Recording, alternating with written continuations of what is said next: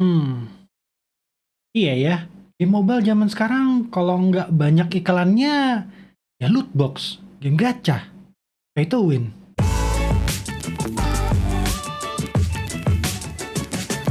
Selamat datang lagi di Jagat bersama saya, Rama. Kalau saya menyebut mobile games, mungkin yang di kepala teman-teman itu ya Mobile Legend, Wild Rift, Free Fire, PUBG Mobile, Genshin Impact, sejauh-jauhnya Arknights, Nikke, Apex Legend, Call of Duty Mobile, atau Diablo Immortal mungkin. Dan harus diakui, rata-rata gamenya kalau nggak game gacha, MMORPG, atau game kompetitif.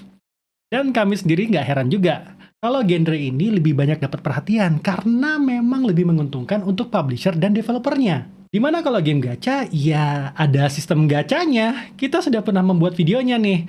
Kalau mau tahu apa itu game gacha dan sedikit penjelasannya, ada di video ini ya. Sedangkan kalau game MMORPG seringkali banyak monetisasi dengan sistem pay to win yang kadang-kadang sangat berlebihan dan nggak jarang predatory. Jadi bukan skill bermainnya yang penting, lebih ke seberapa tebal kantong Anda supaya bisa menang. Kalau game kompetitif biasanya menggunakan microtransaction untuk hero, skin, battle pass, yang mungkin memberikan sedikit keunikan pada karakter yang digunakan atau bahkan benefit yang lebih. Tapi setidaknya kalau game kompetitif biasanya memang membutuhkan skill pemain dibandingkan seberapa tebal kantong Anda. Hal lain yang mungkin banyak dikeluhkan oleh para gamer casual terhadap mobile games itu rata-rata game ini itu harus online buat maininnya. Lalu ada nggak sih game mobile yang bener bisa dimainkan gratis, juga bisa dimainkan secara offline, tapi nggak loot box, nggak gacha, kayak pay to win? Ya, setidaknya minim iklan deh. Nah, pada video kita kali ini, kita mau memilihkan 5 game mobile ke teman-teman yang bisa dimainkan secara offline dan minim iklan. Atau mungkin tidak ada iklan sama sekali. Tapi sebelumnya, disclaimer dulu ya. Yang pertama, game-game pada list ini kami mainkan pada Android. Bila tersedia pada iOS, akan kami sertakan pada keterangan di tiap game. Yang kedua, game-game pada list ini kami carikan yang gratis atau yang minim iklan saja. Perubahan bisa terjadi sesuai kebijaksanaan pengembang game. Yang ketiga, walaupun kami memberikan keterangan download size dan full size, ada kemungkinan ukuran game bisa membesar akibat update atau progres dari game itu sendiri.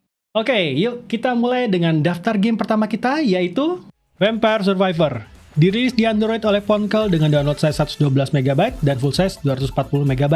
Bagi yang sering nonton Jagat, game ini sudah pernah kita bahas sebelumnya ya. Bagi yang belum, bisa cek videonya di sini. Oke, satu hal yang harus kami tekankan di sini, game ini beneran gratis. Kami sendiri cukup kaget, karena sejauh kami mainkan tidak ada in-app purchase. Vampire Survivor sendiri bergenre roguelite survival, di mana kita sebagai player hanya perlu bertahan atau survive dalam waktu yang ditentukan.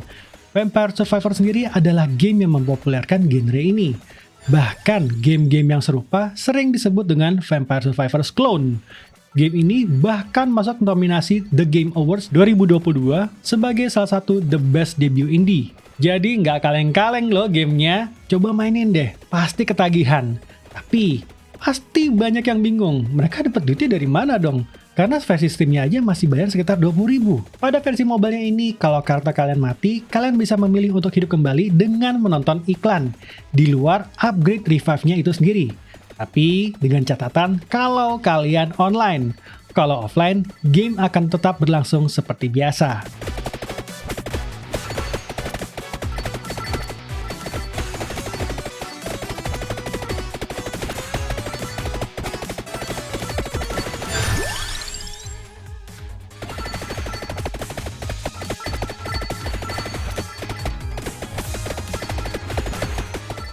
Mars dirilis oleh Pomelo Games dengan download size 64 MB dan full size 167 MB. Dalam game ini kita akan berperan sebagai astronot yang melompat dari satu platform ke platform lainnya. Tapi hati-hati, apabila pendaratan tidak di platform atau bahkan terlalu cepat, maka si astronot akan meledak. Simple tapi lebih susah dari yang diduga loh, bahkan cenderung menantang.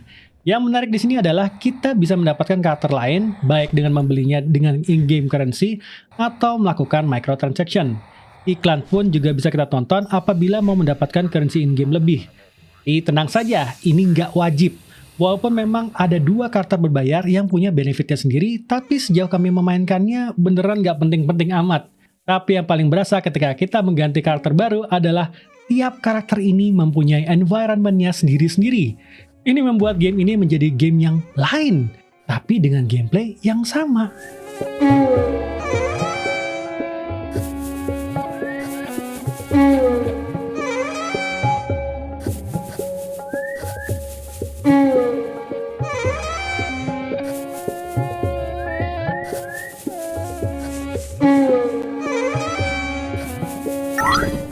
Kitty Death Room dirilis oleh Ryumi dengan download size 34MB dan full size 88MB.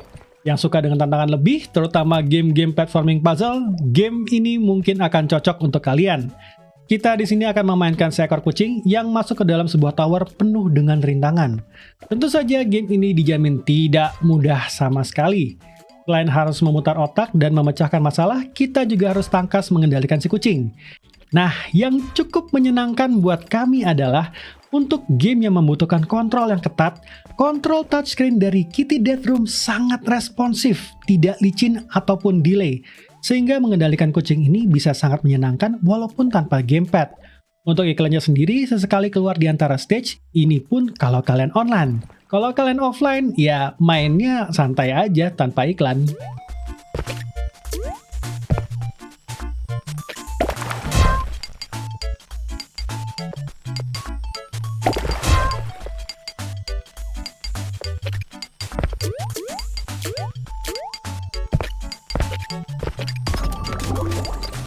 Element dirilis oleh Creatopus dengan download size 60MB dan full size 167MB. Game dengan gaya pixel art ini bergenre action horror dan mungkin akan sedikit mengingatkan kita pada game-game seperti Dead Space, di mana main karakter kita harus bertahan hidup dalam sebuah kapal luar angkasa dari serangan monster dan zombie sambil menguak misteri yang terjadi. Buat kami sendiri, game ini terbilang cukup susah, di mana resource sangat terbatas dengan musuh-musuh yang terbilang sangat banyak dan makin lama makin sulit. Namun bukan berarti game ini tidak menyenangkan. Rasa penasaran untuk mengikuti ceritanya membuat kami terus memainkan game ini. Walaupun memang sesekali kita akan diganggu oleh iklan bila kita memainkannya secara online, tapi menurut kami keluarnya tidak intrusif sampai mengganggu kenikmatan bermain. Buat kalian yang suka dengan game horror seperti ini, Element mungkin bisa jadi pilihan buat kalian.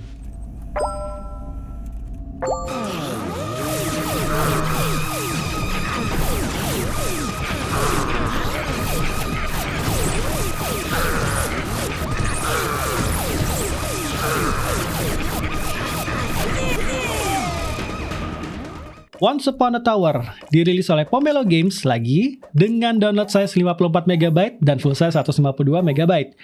Game ini bercerita tentang seorang putri yang mau melarikan diri dari sebuah tower yang dijaga oleh naga. Ia kabur menggunakan palu yang didapat dari seorang kesatria yang gagal menyelamatkannya. Genre game ini adalah roguelike, di mana tiap lantainya kita harus membantu sang putri agar bisa membuat jalan yang benar. Tiap awal lantai, kita akan mendapatkan buff yang bisa dibeli menggunakan uang yang kita dapat.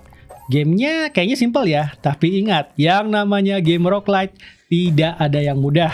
Dalam game ini, jika kalian salah memandu sang putri akan mati terkena monster ataupun jebakan. Jadi hati-hati dalam memandunya. Dalam keadaan online, kita bisa memilih untuk melihat iklan untuk mendapatkan buff yang lebih bagus atau menghidupkan kembali sang putri di tempat ia gagal. Tentu saja dalam mode offline-nya benefit ini tidak ada dan kita mainkan seperti biasa.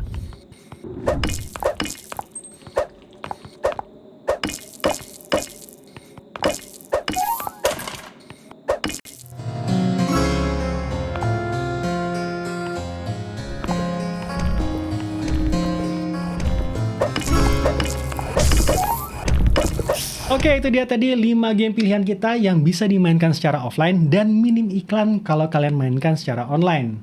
Apakah ada dari 5 game ini yang mungkin favorit kalian?